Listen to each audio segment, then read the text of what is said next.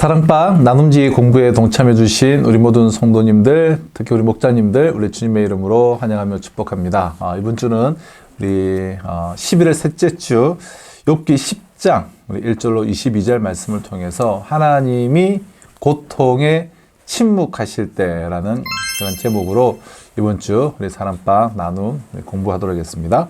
자, 서론을 읽도록 하겠습니다. 욥은 자신을 정죄하는 친구들 앞에서 자신의 무죄함을 주장하고자 비록 인간이 하나님과 변론할 수 없는 존재일지라도 하나님의 법정에 서려 합니다. 성도는 이해할 수 없는 고난에 대해 하나님께 호소할 수 있습니다. 때로 하나님은 우리 물음에 침묵하기도 하십니다. 하나님이 부당하신 걸까요? 아닙니다. 하나님께 묻는 것이 성도의 권리라면 질문에 침묵하시는 것도 하나님의 권리입니다. 하나님이 침묵하시더라도 그분의 선하심을 인정하는 것이 믿음입니다. 우리 욥기는 우리가 몇 주 나눠봐서 아시겠지만 사실 딱 무엇라고 우리가 결론을 냈고 소위 말하는 참 내가 은혜 받을 만한 그런 포인트를 우리가 잡기가 쉽지 않아요. 정말 큰 틀에서 까닭 없는 이유 없는 그 의인의 고난. 그래서 그 의인이 계속해서 하나님 도대체 나에게 이 고난을 왜 주십니까? 라고 하는 하나님께 대한 그런 한탄들. 그러나 제3자 입장에서 그저 바른말만하는 세 명의 친구들 간에 어떻게 보면 정말 지리한 논쟁이 주고받는 그러한 느낌이죠. 그래서 이게 장별로 중간중간에 묵상해내기가 쉽지가 않은데요. 그러나 우리가 큰 틀에서 하나님께서 까닭 없이 고난을 줬으나 그러나 그 고난의 과정에서 때로는 하나님께 한탄하고 차라리 죽여달라고 하나님께 그렇게 말하기도 하고 그러면서 서서히 맨 마지막 최종까지 가는 그러니까 큰 틀에서 좀 보셔야 되는 그런 부분들이 있죠. 그래서 오늘도 하나님이 욥은 계속해서 자신의 왜 이 고통을 주시나 호소하고 하나님은 침묵하고 계시는 우리가 큰 틀에서 과정 중에 있는 장인데요.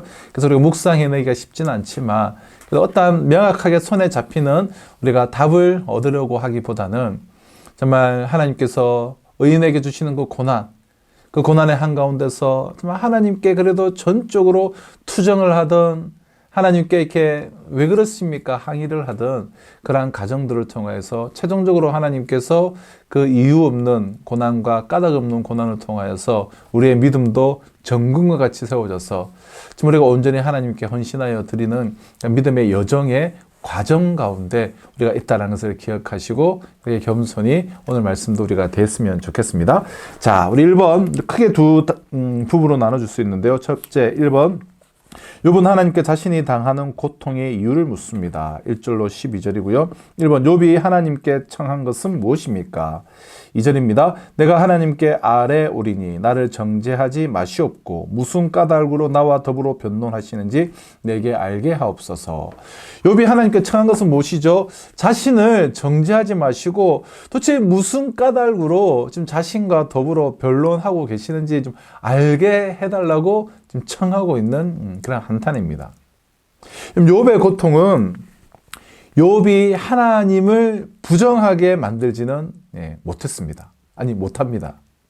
다만 욥은 하나님께서 왜 자신을 지금 치시는지 그 이유라도 알게 해달라고 지금 묻고 있죠. 일견 이 욥의 질문은 정당해 보입니다. 하지만 욥이 하나님과 그 사탄 사이에서 일어났던 일을 알게 되었다면 과연 그것이 욥에게 여러분 답이 되었을까요? 과연 욥이 그래서 나에게 고난을 주셨군요 라고 답이 되었을까요? 어쩌면 더 큰 혼란의 이유가 되지 않았을까 싶어요. 욥의 이러한 질문에 대한 하나님의 선택은 침묵이었습니다. 지금은 침묵입니다. 욥기의 마지막까지도 하나님은 욥에게 이유를 설명하지는 않습니다. 하지만 그 마지막까지 가서 드디어 욥이 눈으로 보게 되고 귀로 듣게 되면서 그의 영의 눈이 활짝 열리게 되는데요. 하지만 욥은 하나님께서 설명하지 않으시지만 답을 얻었고 그의 모든 문제는 이제 해결받게 됩니다. 하나님은 침묵으로도 자기의 선하신 뜻을 이루시는 분이에요. 네. 욥이 자신의 고통을 묻는 그 이유에 대해서 하나님은 여전히 침묵하시지만, 그러나 참 최종적으로는 침묵으로도 자기의 선한 뜻을 이루시는 하나님이심을 우리가 기억했으면 좋겠고요. 자, 2번, 욥이 하나님께 한 질문은 무엇입니까? 3절입니다. 주께서 주의 손으로 지으신 것을 학대하시며 멸시하시고 악인의 꾀에 빛을 비추시기를 선히 여기시나이까? 주께서 주의 손으로 지으신 것을 어떻게 왜 학대하시며, 자신을 말하는 것이죠, 멸시하고 악인의 꾀에 빛을 비추시기를 선히 여기시나이까? 자, 이런 질문을 했습니다. 욥은 온 세상을 통치하시고 그분의 눈과 손을 거치지 않은 일이 세상에 없다라는 것을 그는 믿기에 자신의 고통도 하나님의 의도라고 그는 이해를 하고 있습니다. 그렇다면 자신은 왜 합당한 죄가 없음에도 이 크나큰 고통을 당해야 하고 악인들은 정말 아무렇지도 않은 모습을 봐야 하는가? 이것이 욥의 질문이었고, 그 질문은 사실 매우 도전적이었습니다. 교회 안에서 우리가 이와 같이 신앙에 대한 도전적 질문은 때론 불신앙적 태도로 우리가 이제 정죄되어지기도 하는데요. 하지만 욥의 경우와 같이 질문은, 하나님께 대한 이러한 질문은 우리가 신앙적 진리에 더욱더 가까이 나아가는 중요한 과정이라고 할 수 있습니다. 그래서 하나님은 우리의 질문 받기를 좋아하세요. 우리가 질문 던지는 것을 좋아하세요. 욥은 지금 하나님께 막 불평을 쏟아내고 있죠. 이렇게 여과 없이 자신의 마음을 드러내며 호소하는 이유는 하나님이 도대체 무엇 때문에 자신을 정죄하시는지를 알고 싶었기 때문입니다. 우리는 얼마나 이렇게 진솔하게 우리의 마음을 하나님께 욥처럼 쏟아내고 있습니까? 얼마나 진솔하게 질문을 던지고 있습니까? 하나님을 등지면서 내뱉는 질문과 불평은 죄가 되지만, 하나님께 답을 듣기 위해 우리가 쏟아놓는 솔직한 심정은 믿음의 줄이 되어서 우리를 하나님께로 더 가까이 이끌게 될 것입니다. 3번 보실까요? 욥은 자신이 당한 상황을 어떻게 이해합니까? 7절, 8절. 주께서는 내가 악하지 않은 줄을 아시나이다. 주의 손에서 나를 벗어나게 할 자도 없나이다. 주의 손으로 나를 빚으셨으며 만드셨는데 이제 나를 멸하시나이다. 지금 자신이 겪고 있는 상황 어떻게 이해하고 있죠? 하나님이 욥에게 자신에게는 악이 없는 줄 아시면서도 하나님의 손으로 빚으신 욥 자신을 멸시하고 계신다라고 지금 그렇게 이해를 하고 있습니다. 욥은 하나님이 자신의 무죄함을 아신다라고 확신을 하고 있어요. 그만큼 자신은 의로웠어요. 또 하나님이 전능하다는 사실도 욥은 확신을 하고 있습니다. 하나님이 자신을 창조하셨죠. 그런데 왜 지금은 자신에게 등을 돌려서 멸망을 시키시려고 하시는가? 욥이 느끼기에 욥은 하나님을 믿기에 더 큰 고통에 지금 빠져버린 것입니다. 이처럼 하나님은 때로 우리를 참 낙담하게 하시고 실망하게 하세요. 하지만 이것은 하나님이 부족해서가 아니라 우리가 하나님을 온전히 알기에 부족하기 때문이에요. 우리가 하나님을 온전히 알 수가 없고 부족하기 때문이라는 거예요. 그러므로 예수님은 기대와는 다른 그 메시아의 모습에 혼란스러워하는 세례요한에게 뭐라고 말씀하셨습니까? 누구든지 나로 말미암아 실족하지 아니하는 자는 복이 있도다라고 그렇게 말씀하셨죠. 욥은 자신이 당한 상황을 어떻게 이해하고 있는가? 아니, 자신에게 악이 없는 줄 아시면서도 하나님의 손으로 빚으신 자신을 멸시하고 있다라고 그는 그렇게 좀 이해하고 있는 것인데요. 자, 이 라운드 첫 번째 단락을 통해서 우리 나눔 두 가지 살펴볼까요? 나눔 1번. 욥은 자신을 고통스럽게 하시는 하나님의 뜻을 헤아리기 어려워 하나님께 질문합니다. 어떤 상황에서 하나님의 뜻을 헤아리기 어려워 간곡하게 질문한 적이 있습니까? 꼭 고통의 상황이 아니더라도 어떤 상황과 질문이었는지 나눠 봅시다. 이런 경우는 너무 많죠. 정말 하나님의 뜻을 내가 헤아리기가 너무 어렵고 도대체 하나님의 뜻은 어디에 있을까? 그때 여러분 얼마나 간절히 간곡하게 하나님께 질문해 보셨습니까? 그리고 그 질문의 상황과 내용은 무엇입니까? 꼭 고통스러운 상황이 아니더라도 좀 우리 각자의 정말 이해할 수 없는 하나님 뜻을 헤아리기 어려워서 우리가 질문하고 기도한 적이 있을 텐데요. 그런 구체적인 사례들을 한번 나눠보시고요. 나눈 2번. 욥은 자신이 하나님께 멸시받고 있다고 탄식했습니다. 하나님이 나를 괴롭히시는 것처럼 느낀 적은 없습니까?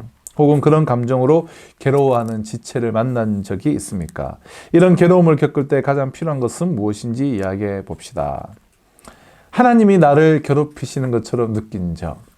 여러분, 어떨 때 하나님께서 왜 나를 괴롭히시는가 라고 느낀 적이 있습니까? 그리고 혹은 그러한 감정으로 괴로워하는 지체들은 어떤 경우가 있었는가? 그리고 이러한 괴로움을 겪을 때 가장 필요한 것은 무엇인지 우리가 한번 정답은 없습니다. 그러나 욥기의 이런 심오하고 깊은 말씀을 통하여서 우리가 각자가 주시는 마음을 한번 나눠보시는 시간 삼으셨으면 좋겠고요. 자, 우리 큰 2번입니다. 13절로 22절인데요. 욥은 하나님께서 자신을 내버려 두라고 호소합니다. 하나님께 자신을 내버려 달라고 호소를 합니다. 1번, 욥은 하나님이 어떤 마음을 품으셨다고 생각합니까? 13절로 15절인데요. 그러한데 주께서 이것들을 마음에 품으셨나이다. 이 뜻이 주께 있는 줄을 내가 아나이다. 내가 범죄하면 주께서 나를 죄인으로 인정하시고 내 죄악을 사하지 아니하시나이다. 내가 악하면 화가 있을 것이오며 내가 의로울지라도 머리를 들지 못하는 것은 내 속에 부끄러움이 가득하고 내 환난을 내 눈이 보기 때문이니이다. 욥은 하나님이 어떤 마음을 품으셨다고 생각하는가? 좀 이렇게 욥기가 좀 우리가 이해하기가 좀 쉽지 않은 그런 표현들이 많은데요. 욥은 하나님이 욥이 죄인이면 용서하지 않겠고 의인이라고 하더라도 환난 때문에 머리를 들지 못하게 하겠다라는 마음을 지금 하나님께서 품으셨다라고 생각하고 있어요. 자신이 죄인이면 용서하지 않을 것이고 의인이라도 지금 이 환난 때문에 머리를 들지 못하게 하겠다라는 마음을 하나님께서 품고 계시다라고 지금 생각하고 있다는 거예요. 욥은 하나님이 악을 심판한다라는 사실을 알고 있었습니다. 하지만 욥은 지금 참으로 생소한 하나님을 지금 경험하고 있어요. 정말 처음 경험해보는 하나님을 경험하고 있어요. 그것은 의로울지라도 인정해 주시지 않고 고통과 수치를 주시는 하나님이었어요. 너무 자신은 당혹스러운 것이죠. 자, 물론 욥의 이러한 생각은 그가 가진 한계와 오해에서 비롯된 것입니다. 하지만 욥의 마음속에서 우리는 사람이 자기 삶을 부정당하는 감정을 느낄 때 가지게 되는 그 절망을 우리는 좀 들여다보게 돼요. 그럼 사람은 마음 때문에 살기도 하고 또 마음 때문에 죽기도 합니다. 하나님의 사랑 안에서 살아가는 우리가 서로를 인정하고 정말 존중하며 서로의 마음을 위로해야 할 책임이 바로 여기에 있는 것이죠. 욥은 지금 하나님께서 죄인이면 자신을 용서하지 않을 것이고 의인이라도 자신을 회복시키지 않는다라고 마음을 먹고 있다라고 지금 생각하고 있다는 거예요. 자, 2번입니다. 욥은 하나님이 자신을 어떻게 대한다고 느낍니까? 16절, 17절. 내가 머리를 이러한 생각을 가지시고 어떻게 대하신다고 느끼고 있는가? 16절 17절입니다. 내가 머리를 높이 들면 주께서 젊은 사자처럼 나를 사냥하시며 내게 주의 놀라움을 다시 나타내시나이다. 주께서 자주자주 증거하는 자를 바꾸어 나를 치시며 나를 향하여 진노를 더하시니 군대가 번갈아서 치는 것 같으니이다. 젊은 사자처럼 자신을 사냥하시고 자신을 막 고발하는 증인들을 하나님께서 세우시고 또 군대가 공격하듯이 자신을 치신다고 지금 욥은 느끼고 있어요. 하나님이 자신을 그렇게 대하신다고 느끼고 있다는 것이죠. 지금 욥이 경험하고 있는 하나님은 사냥하는 사자처럼 잔혹하고 침략하는 군대만큼 무자비해요. 지금 욥이 느끼고 있는 하나님은 그렇다는 거야. 경험하고 있는 하나님은. 그리고 하나님이 풀어놓으신 무자비한 군대는 자신을 정죄하는 말로 공격하고 있는 그 새 친구를 말하고 있죠. 욥이 겪은 그 재앙, 그리고 하나님께 버림받았다라는 상실감만큼이나 큰 고통은 바로 새 친구들의 정죄였습니다. 하나님께서 사람에게 주신 가장 큰 선물은 역시 사람이에요. 그러나 또한 사람에게 가장 큰 해악을 끼칠 수 있는 존재도 사람이죠. 사람은 사람에게 하나님의 구원과 은혜의 통로가 될 수도 제약과 고통의 통로가 될 수도 있는 것입니다. 근데 하나님은 지금 자신을 그러한 사람들을 통하여서 자신을 오히려 공격하고 군대를 통해 자신을 치신다라고 생각하고 있다는 거예요.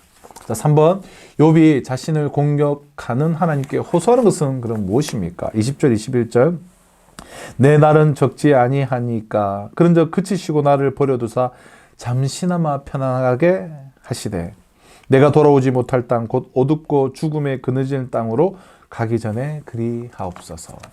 자신을 좀 버려두사 죽기 전에 잠시나마 좀 평안하게 해달라고 호소를 했습니다. 참 지금 욥이 겪고 있는 고난의 무게를 우리가 알 수 있는 표현들인데요. 욥은 자기를 대하시는 하나님의 무자비함에 실망하고 있지만 그런데도 그 하나님께 평안을 구하고 있어요. 욥은 여전히 하나님만을 유일하신 전능자로 믿고 있고 결국 자기 운명의 그 결론을 하나님께 찾을 수밖에 없기 때문입니다.